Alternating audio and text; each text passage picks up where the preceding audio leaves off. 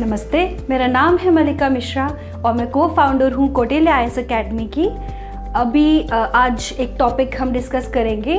ये टॉपिक अभी कुछ दिन पहले इंडियन एक्सप्रेस न्यूज़पेपर में आया था, जिसका नाम था, जो टॉपिक था वो था व्हाट लेटेस्ट इन्फ्लेशन डेटा से। ये टॉपिक आज मैं आपको समझाऊंगी और इस टॉपिक के थ्रू आप बहुत इंपॉर्टेंट कुछ कॉन्सेप्ट समझेंगे। तो ध्यान से हम इसे समझिए। हम इसे स्टार्ट करते हैं। एक न्यूज़ है कि लेटेस्ट ऑफिशियल रिलीज में Indian consumer price index based inflation rate touch कर गया है 5.7%। ये दिसंबर का डेटा है। ये ऑफिशियल रिलीज कहती है कि दिसंबर में कंज्यूमर प्राइस बेस्ड इन्फ्लेशन 5.7% तक चला गया। अब हम एक एक करके इसके कुछ कॉन्सेप्ट समझते हैं। सबसे पहले कि कंज्यूमर प्राइस बेस्ड इन्फ्लेशन होता क्या है। Consumer priced inflation rate, consumer price index based inflation rate क्या होता है? ये बेटा एक रेट ऑफ इन्फ्लेशन है जो कंज्यूमर फेस करता है। हम एज अ कंज्यूमर, हम उपभोक्ता, हम लोग जो चीज़ें कंज्यूम करते हैं, खाते हैं, food, beverages, tobacco, intoxicants, substances, ये सब इस लिस्ट में इन्वॉल्व होते हैं। इनमें बढ़ने वाले प्राइजेस और घटने वाले प्राइजेस हमारे लिए एक इन्फ्लेशन या डिफ्लेशन की सिचुएशन क्रिएट करते हैं, जिसे हम कहते हैं कंज्यूमर प्राइस बेस्ड इन्फ्लेशन और deflation. According to the ministry of statistics and programme implementation, ये मिनिस्ट्री है बेटा जो आपके लिए CPI यानी कि कंज्यूमर प्राइस इंडेक्स डेटा बनाती है।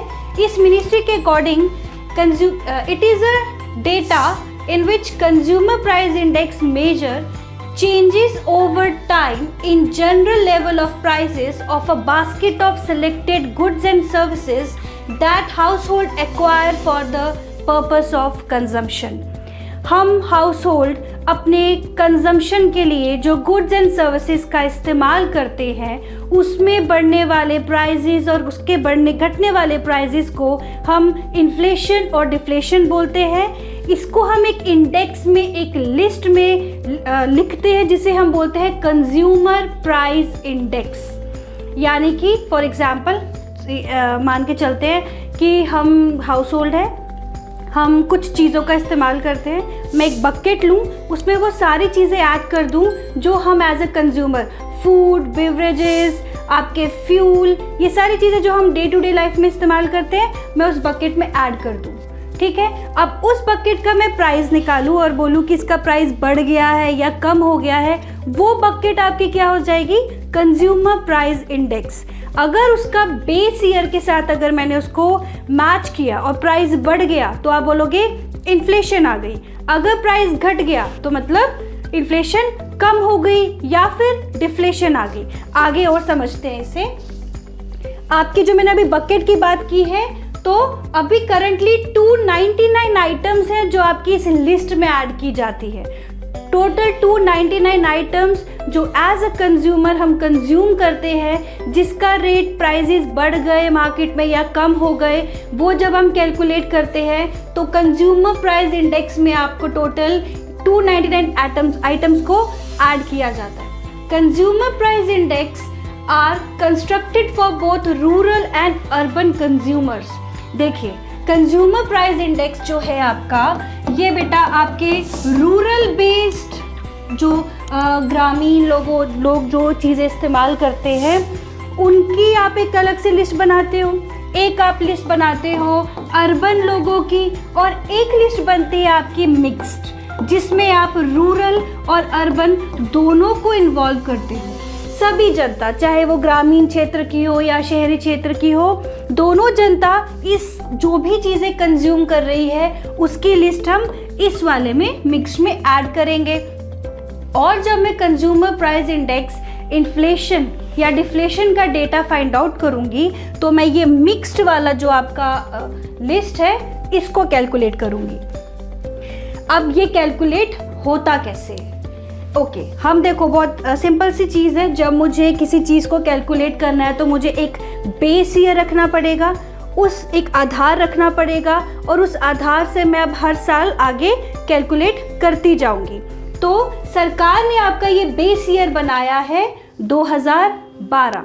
अब 2012 में मान के चलिए मैंने एक बकेट ली और मैंने कंज्यूमर जो चीज़ें कंज्यूम करता है उसे उस बकेट में ऐड किया, ठीक है। अब उस बकेट को फॉर एग्जाम्पल खरीदने के लिए लगे 100 रुपये, एग्जाम्पल के तौर पे कि उस बकेट को खरीदने के लिए 2012 में हमने जो चीज़ें ऐड की थी उसको लगे 100 रुपये। अब मैं क्या करूँगी, आने वाले सालों को उस 2012 के साथ कंपेयर करूँगी।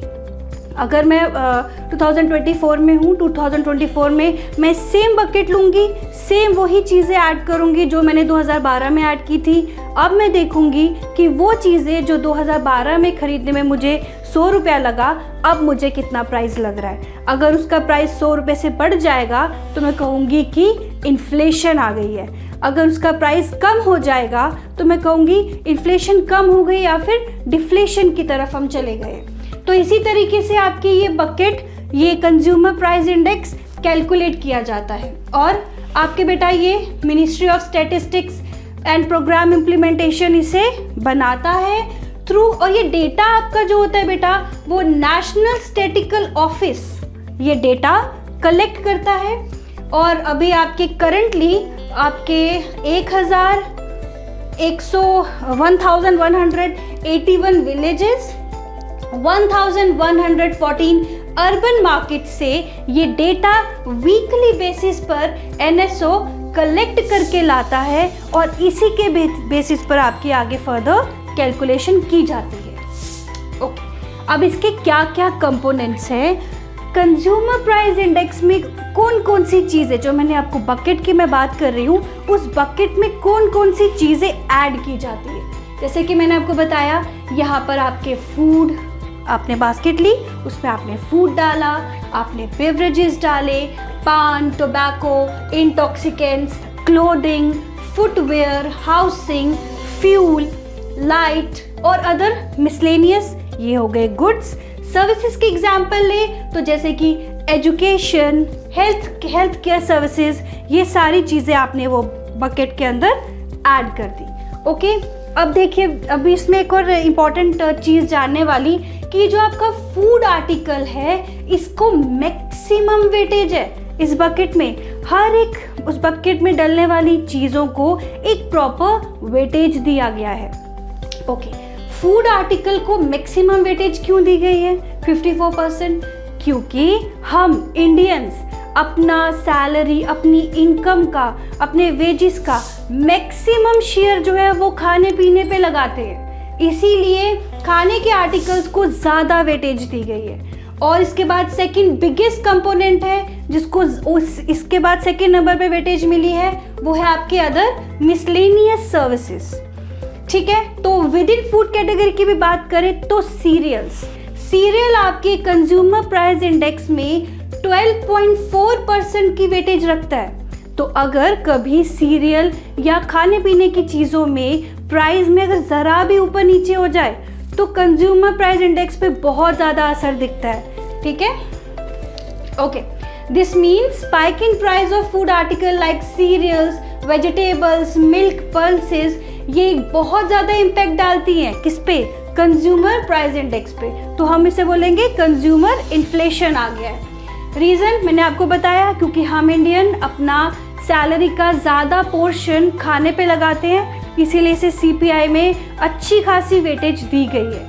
और आपकी मॉनेटरी पॉलिसी अब इस डेटा का इस्तेमाल कैसे करती है, जैसे कि आपको पता ही है मॉनेटरी पॉलिसी कमेटी होती है जो टाइम टू टाइम आपकी पॉलिसीज़ बनाती है ताकि इन्फ्लेशन और डिफ्लेशन को कंट्रोल किया जा सके। तो आपकी ये कमेटी ने अपना जो टारगेट सेट किया है वो है 4% +2 -2 चलेगा, यानी कि इनका टारगेट है 2% to 6% of the consumer price index. यानी कि 2012 में अगर मैंने कंज्यूमर प्राइस इंडेक्स यानी कि एक बकेट ली और हम कंज्यूमर जो भी चीज़ें कंज्यूम करते हैं वो उस बकेट में ऐड किया, और 2024 में अगर मैं उसको कंपेयर करूं तो हम चाहेंगे, यानी कि मॉनेटरी पॉलिसी कमेटी चाहेगी कि उसका प्राइस 100 से 2% से लेकर 6% तक बढ़ जाए। ठीक है, यानी कि 4% +2 -2 चलेगा। तो यहाँ से ये कंज्यूमर प्राइस इंडेक्स हमें हेल्प करेगा हमारे इन्फ्लेशन और डिफ्लेशन को कंट्रोल करने के लिए।